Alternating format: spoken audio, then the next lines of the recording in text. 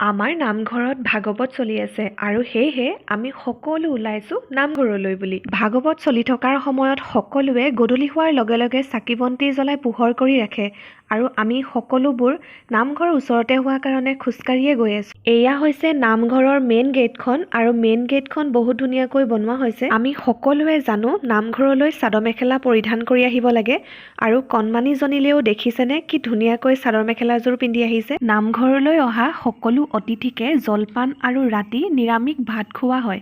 তাকে আমি বহি ল'লোঁ খাবলৈ বুলি। লাল চাহৰ লগত পায়স, তিলপিঠা, পকা মিঠৈ আৰু ৰাতিৰ ভাত সাজ খাই খুবেই ভাল লাগিল। নামঘৰৰ আশে পাশে দৃষ্টি আকৰ্ষণ হোৱাকৈ অকণমান সজাই পৰাই তুলিছিল আৰু তাতে হৰিণ, ঘৰিয়াল, হাতী আৰু বিভিন্ন ছবি দেখিবলৈ পাইছিলোঁ।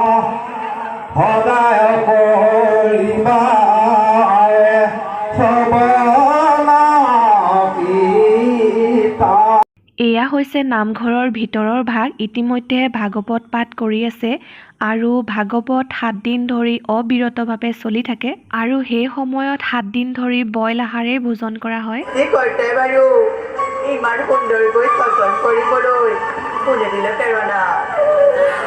ভাগৱতৰ শেষৰ দিনা এখনি ভাওনা প্ৰদৰ্শন কৰা হয় আৰু ভাওনাখনি গাঁৱৰ ৰাইজে কৰিছিল। ভাওনাখনিত মোৰ 2জন বন্ধুক দেখা পাই বহুত ভাল লাগিল। সকলোৰে অভিনয়ো বহুত ধুনীয়া হৈছিল। ভাগৱতৰ লগতে ভাওনাখনিৰ সমাপ্ত আৰু মোৰো ভিডিঅ'টো সমাপ্ত কৰি দিছোঁ।